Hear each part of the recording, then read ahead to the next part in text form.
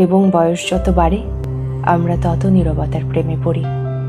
হই হট্টগোলের থেকে দূরে গিয়ে একটা গোপন জীবনযাপন করতে ভালোবাসতে শিখি।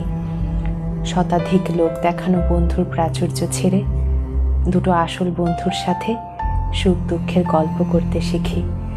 দেখনদারি সম্পর্কের ঊর্ধ্বে গিয়ে খুব গোপনে কারোর কাঁধে মাথা রাখা সূর্যাস্ত দেখতে শিখি।